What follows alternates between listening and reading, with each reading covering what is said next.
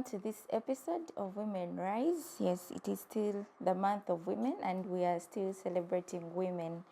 Yes, and today on this platform I have Miss Sarah. Sarah works with the organization Building Tomorrow, and on the International Women's Day they celebrated her for the work that she is doing in communities, helping the needy or reaching out to children who are not able to go to school. Yes, Sarah is a teacher by profession, but she has gone beyond this to do more of community outreaches with the young people. Yes, trying to take them back to school. So we are here with Sarah today. She'll introduce herself. Sarah, you're welcome. Yeah, thank you so much. Hello, our lovely viewers. Good morning too. Yeah, my name is Kyansemeza Sarah, as you said, and I am in Songora. Okay. Yeah, I come from Kasese district. Yeah, so as you said, I am a teacher by training.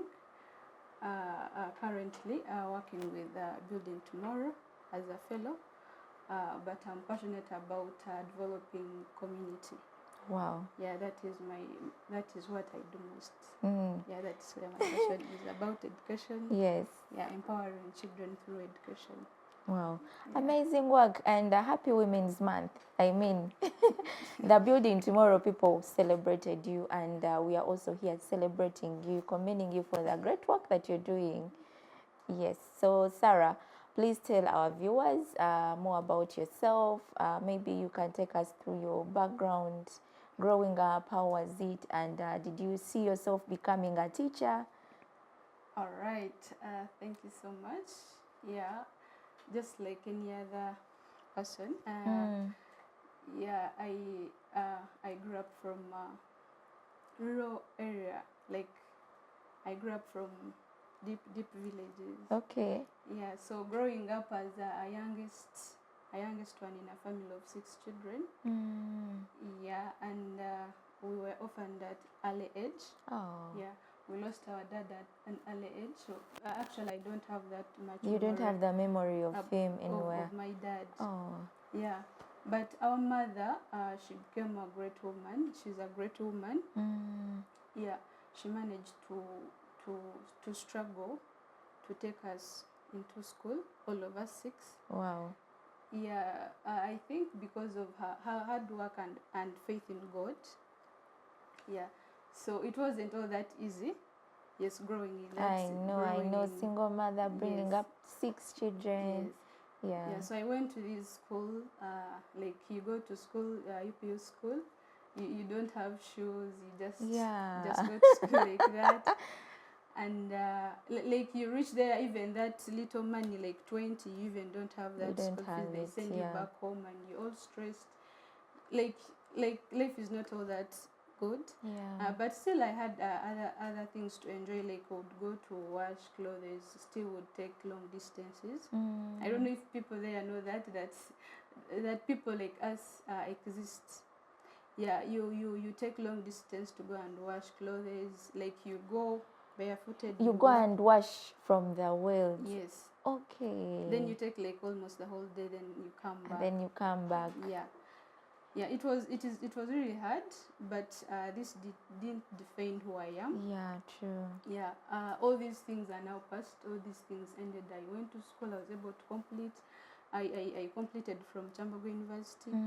Yeah, and here I am becoming a woman I'm aspiring to be. Here you are and doing a lot of amazing work. Yeah. So I see is this inspiration. Do you get it from your own life when you're still young, to reach out to these children? Yeah, I as I said, like looking at myself and my siblings, they will grow up. Like it gave me the reason to, like the passion I have right now for education. I see the reason, the importance of education. Yeah, right. Now you can imagine if we don't go to school, what would have happened to us? Maybe we would have stayed like that. We wouldn't have met you. Yeah, you wouldn't have met me probably. Yeah, I would have stayed there. So people are there, like I said, it also, like when I finished campus, I decided also to give back to community, to go and look for such people, like the way I am. they are just there and no one is caring. No one knows about what is happening to these children. And you're a teacher by profession. Have you practiced your profession, or are you doing this, or it is on hold and you're more into community work? Yeah, I've practiced teaching. However, I find much joy in seeing these children go back to school. So when I go back, when I go to teach, I spend a lot of time there and I don't get time to do things outside. So I opt to go out and look for these children to make sure they go back to school and attain an education. Wow. Wow. Thank you, Sarah, for what you're doing. And so from your profession now, you're with Building Tomorrow. You're going to take us through what you're doing exactly, how you're doing it, how you're managing all this work. Okay. As I told you, I am a teacher by training. And graduated from Chambogo University. Very much my passion goes into community development, like making sure people grow. So all the things I do, it is uplifting underprivileged individuals in communities. For example, like the girl child, girls there in communities where I work from. You feel like a girl clocks 12 years, and like girls grow fast. And the next thing they think about her is to bring maybe bread price. Marriage. So they be thinking about money, cows, like out of the girl child. And also like early pregnancies.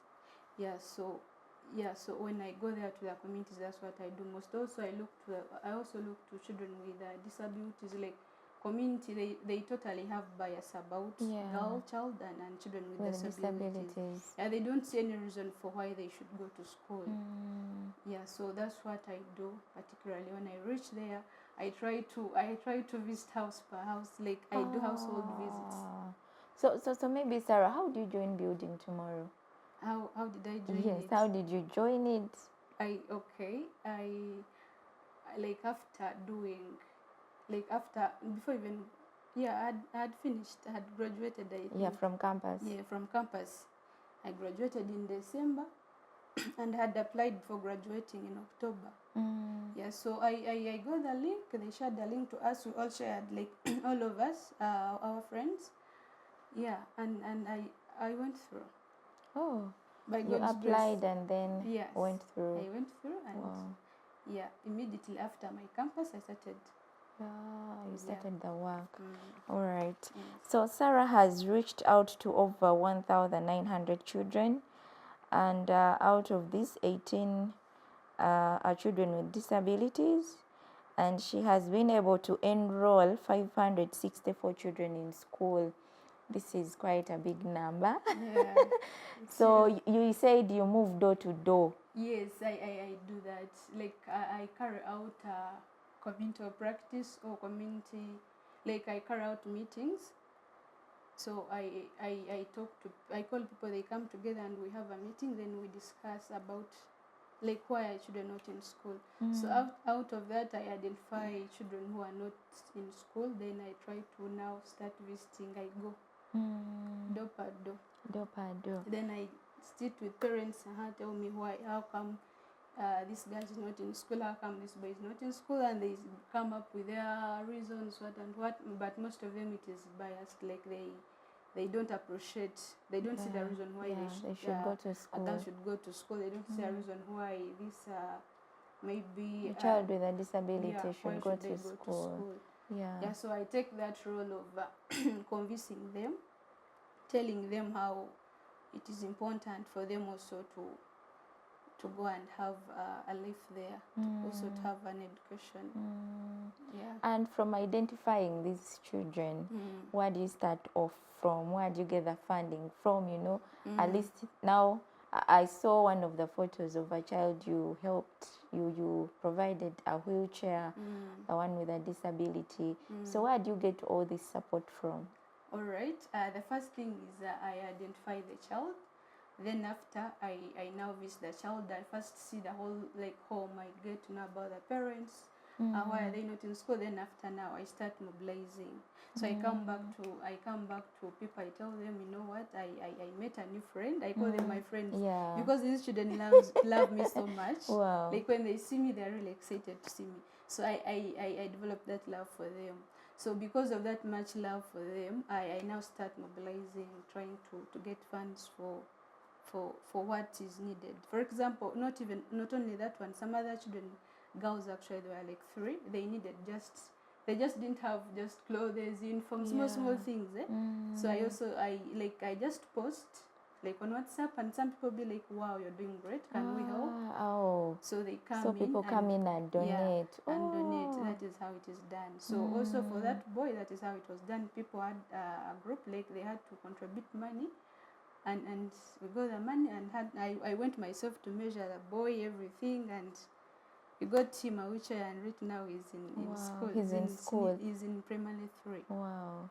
And I saw he had last been in school for 6 years. Yeah, for 6 years he's not in school. Like he had lost hope. Wow. Yeah, but guess what? Now he has dreams. He wants to be a teacher. Yeah. He wants also to help others. Yeah, he wants also to make sure people like him maybe get education. That's what he said. Yeah, beautiful.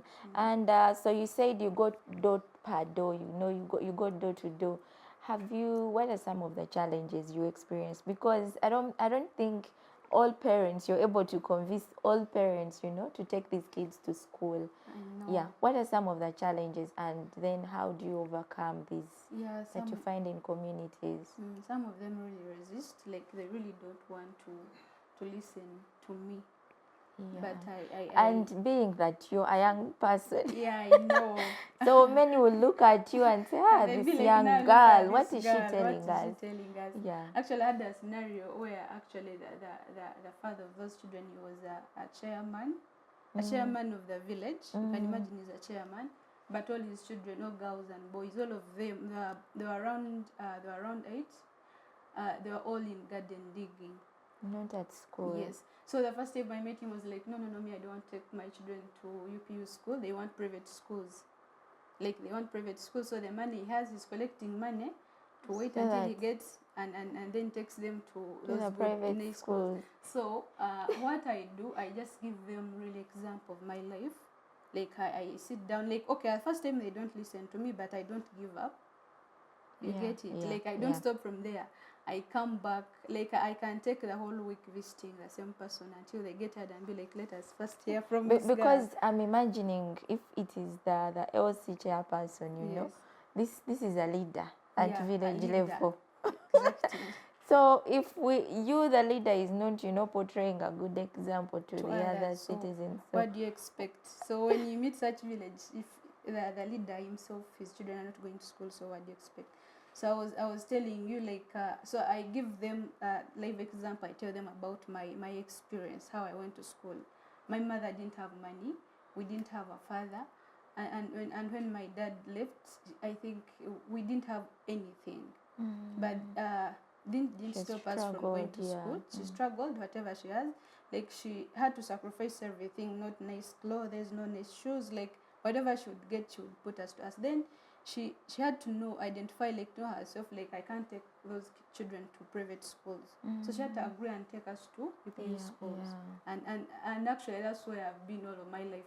I just came out of my district when I was going to campus. Yeah, so I give them these live examples how I went to UPU schools, and still you still came out. Yes, I actually learned English along the way. Yes, know these schools, but this one didn't define who I am right now. Yeah, so I tell them, like, it is okay. You take them to this school, let them all go back to this school. Allow, like, even this school can teach. These schools do teach. Yeah, just give them that opportunity. Let them study. With time, they will catch up with others, and before you know it, they are completing. They are done. Or also, I told them, like, how parents, like, when you grow, you're going to fall sick. You're going to be wanting many things, and when you don't educate your children, who's going to help you out? Yeah, so I try to show them the importance of education. even giving myself as an example. Yeah. So they agree and they go back to school. Yeah, so those challenges are there and I overcome them. Yeah. Yeah. And so we've just seen results. P7 results have come out. Senior 4, Senior 6. Yes. Yes. How do you think your district performed? The one you're doing, in the outreaches. In Hoima district. If you're to look at, let me focus on primarily because I tend to look at foundation education. Yeah. So if you look at purely, you're going to see like the number of girls. Most of them performed well in what they call soft subject like English. Yeah, so they tend to start it actually from start. They put that thing into them that you are led, you are a girl, you're not supposed to do hard things. You get it? So you take us away from mathematics and science. Yes, so you find like a girl, she's concentrating much in English. Like if you can look at the performance, they are good in English. Then the boy child is good in math. Is good in math and science. So that is it. So they built this thing in these children at early what? Oh. Yeah. So. And don't you think this is also affecting, Yeah, it is. Up to senior 6. Up to senior 6, even at university level. Like a girl child grew up knowing I'm not supposed to do these things are for this gender. I can't do engineering, I can't do that. So that's why I focus most on the girl child. On the girl child, I focus most on those who are still young.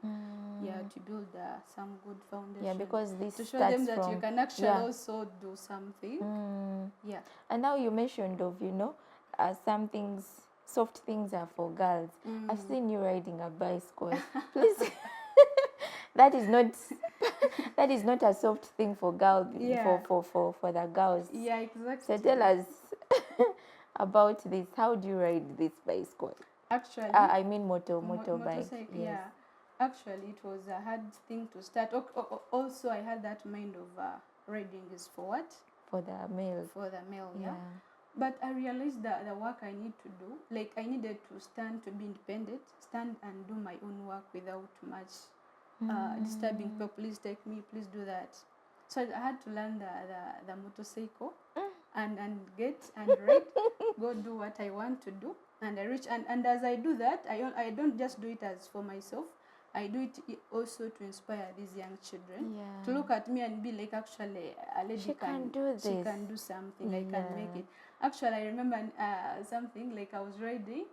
I forgot to wear the gumboots. So I was just putting on my shoes. Yeah. So as I was riding, the children, they were girls. They were like, hey, she's a lady. No, she's a lady. So they kept on like she's a lady, she's not young. But you look at the shoes, she's a lady. So when I overheard them, I had to stop the bike and I removed the helmet. Then they were like, I told you she's a lady. So they're all surprised. They were like, so you thought I'm a man? They're like, yes, like men are the one who rides what?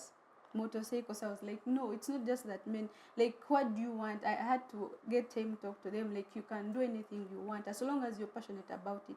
Do you love it? Yes, that is the first thing. Yeah. You can do it as long as you have love for it. Yeah, so they were very excited to see like a lady riding. I know, and I've seen women, coming out of these odds and doing many things that were supposed to be for men. I've seen women driving taxis. Yeah. Yes, also now motorbikes. So women are really doing a lot and are coming up. So we continue to celebrate women that are really going against the odds and doing a lot of commendable work. So how are you able to juggle through? You're from Kasese, but you're working from Hoima. Then the language barrier, is it the same? Because if you're visiting these people community, I don't think there is a lot of English. Do you use English?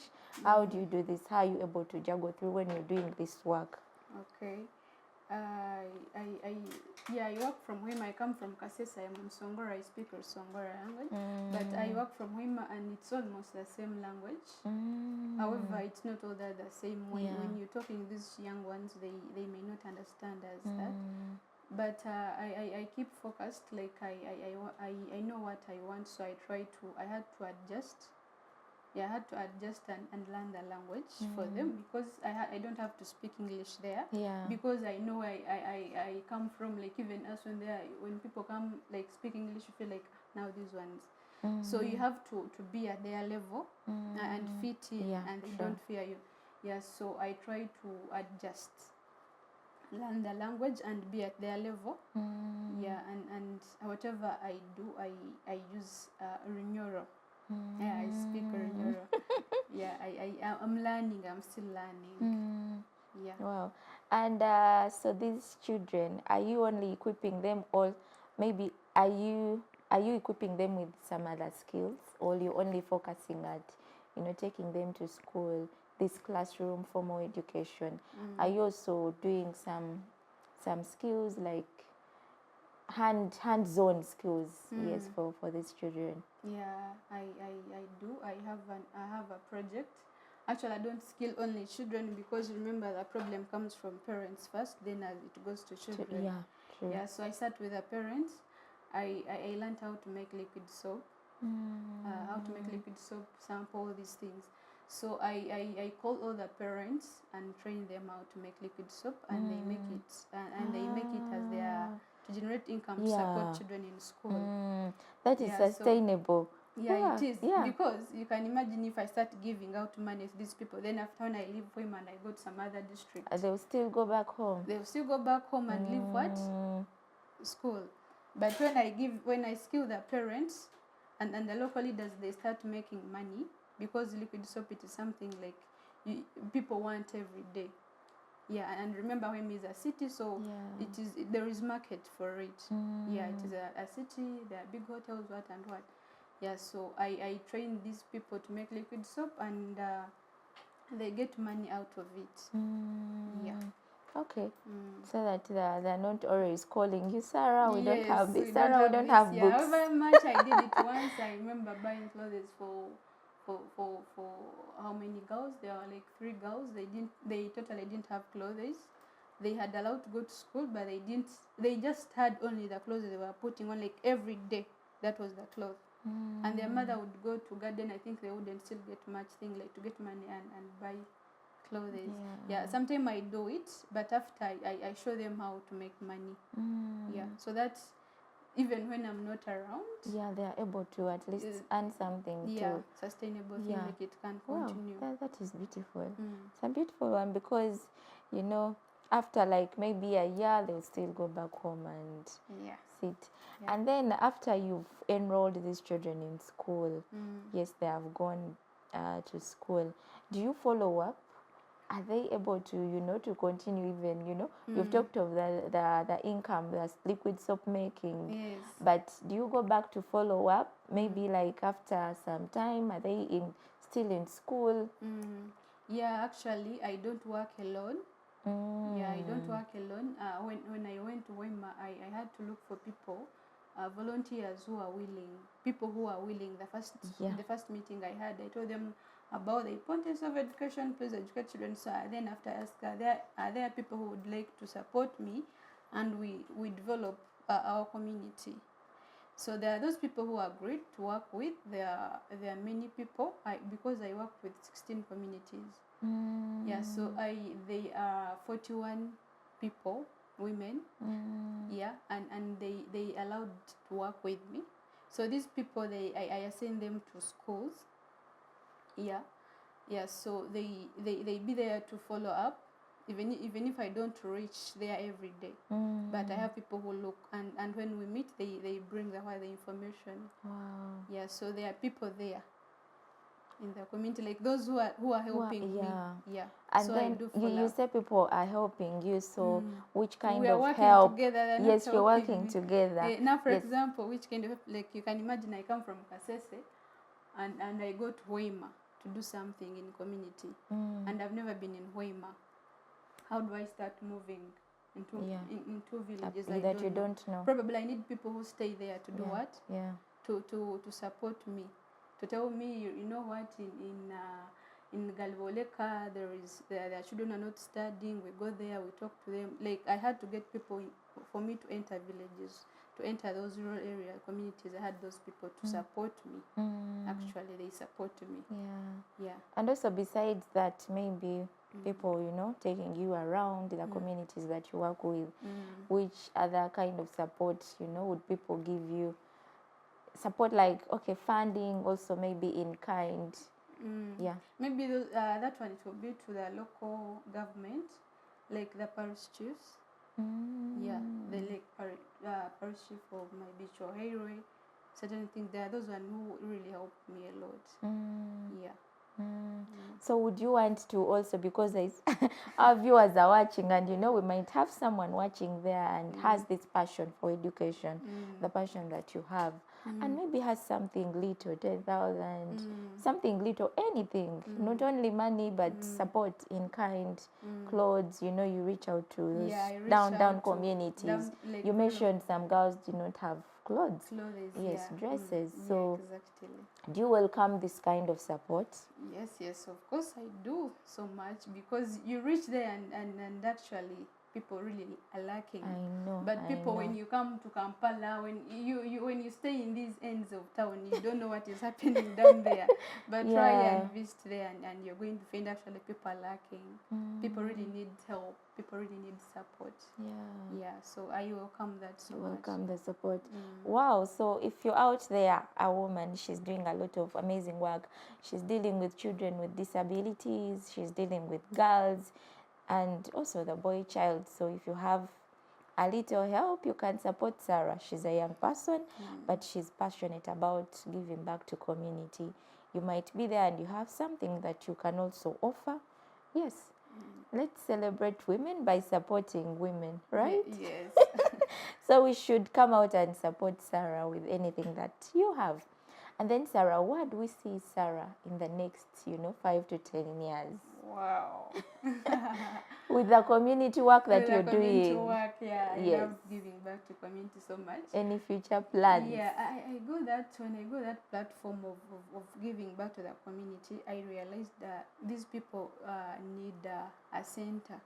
So I am a founder. I have a project. I have a community-based organization I started. Yeah, I am the founder of it. It is called the Beacon of Hope Center.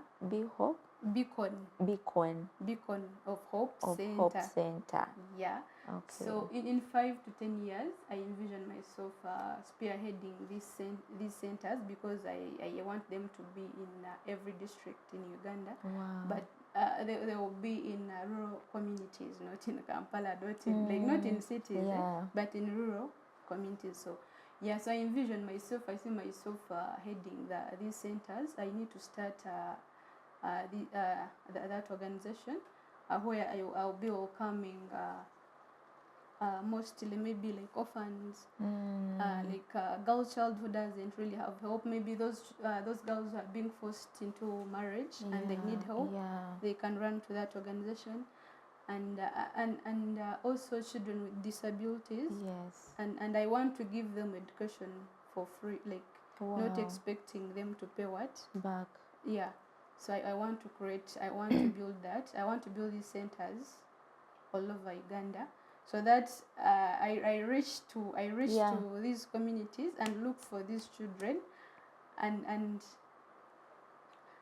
bring the best out of them. I know they are able, but they don't have access to education.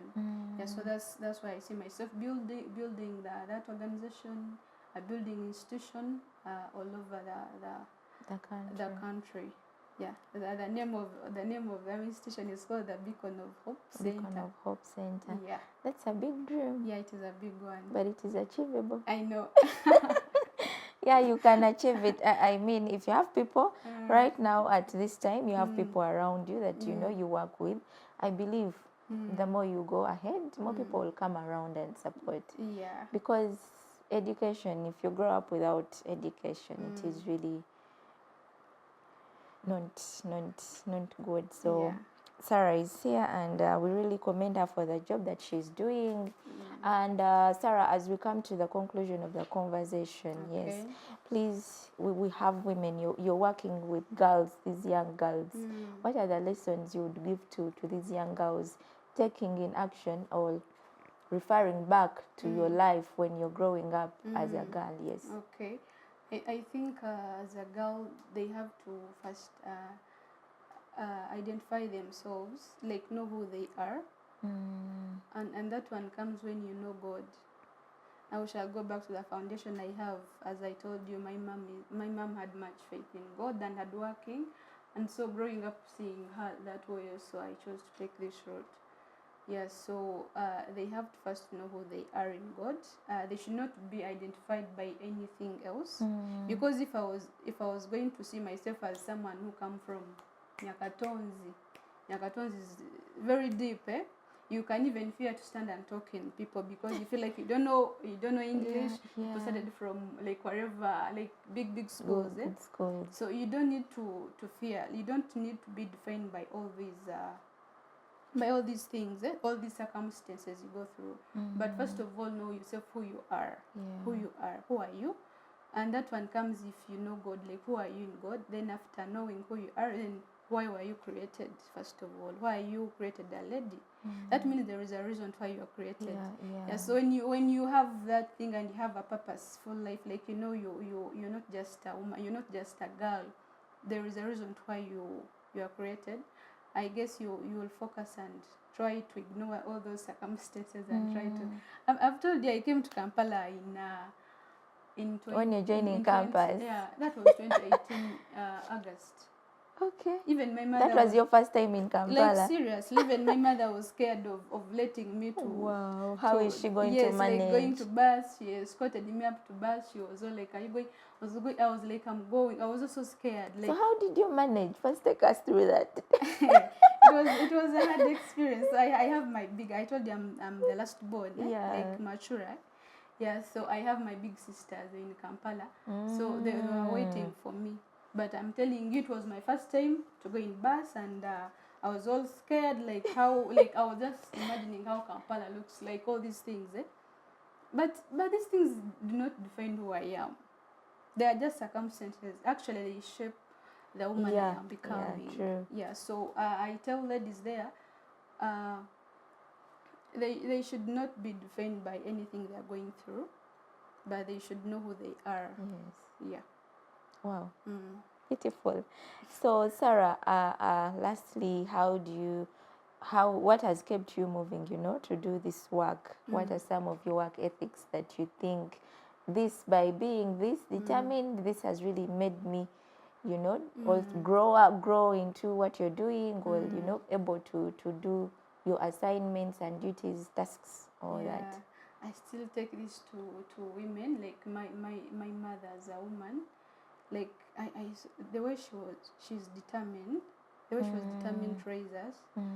Yeah, I also got that passion of being determined in doing all things I do, also being resilient, like you keep going, you don't give up, like you fall and still you raise up and still do it. Yeah, so I think also knowing who you are in God, most importantly, has kept me doing what I do. And your age mates, last word to your age mates, the girls, most especially the girls that your age mates, what are they doing, and should or maybe copy a leaf from what you're doing? Like my age mates? Yeah. Okay. What I may because say is, we rarely see young people, doing this kind of the work that you're doing, community outreaches. Yes, how will people see I went to Chambogo University? How people see me going down to the grassroots and then doing this community work? People want office jobs. People want these white collar jobs. I know. But you've gone back to community. Yeah. I think this one will go back to passion, like what you're passionate about. Yeah, so me being brought up from that family, like I saw how education helped that kind of a family who were like from that rural community, like very deep, eh? So I got passion out of there, like to try also to go back and help such people. Actually, there are people who don't know they live a life that they don't know that such communities exist, that you can actually wake up in the morning, you go without shoes in school. They will even laugh. Yeah, true. Yeah, so me growing up in that community, I developed that much love to go back at least and grow such communities. Yeah, so that's where my passion really comes from. Yeah. I don't know if I answered you. Okay. So Sarah, I'll give you this last chance to you say your last remarks, and also maybe if you're okay, how do people reach you in case someone has, you know, any kind of support? Yes. Maybe something I forgot to tell you is I also learned how to communicate to people with disabilities, like maybe the deaf. Like I learned sign language. I learned sign language, and I did go to school because school I studied literature English. Yeah, and this thing just came out. So you've learned this while you're doing this outreaches. Yeah, exactly. As I reach more children, you reach to a boy. There is a boy I reached to. He's deaf, and so I try to communicate to. I try to learn how to communicate to everyone, like all children, girls, deaf, like whoever. So I learned how to say in language. Wow. Yeah, it is something I love about myself. Like I'm very proud of that, and I thank God of that. Yeah, maybe the last remarks, as you asked, I really appreciate. I need to appreciate women in my life. I appreciate my mother. I appreciate my big sisters and the friends around me who motivate me. Like they would be pulling me down, showing me that you can't make it in life. But because I have these people in life, they even when things are hard and tough, they keep telling me you can do it. You can do I it. also look up to them, and I really thank them so much. And to women out there, I tell them to to know who they are and try to get something, at least one thing in life to do. To try focus, because life is not just about marriage. Marriage is a good thing, but it is not the only thing. Like we are more than marriage. We are more than. So try to do something. Try to give back to community. Right. Yeah. And I said, how do people reach you if people want to support they you? Can reach to your me. work. Can I read my number? Yeah, it is okay. Okay. My WhatsApp number is 0774 6528 40. Then Facebook I use Kyansemeza Sarah. Then Twitter Kyansemeza Sarah. Okay. Yes. Wow.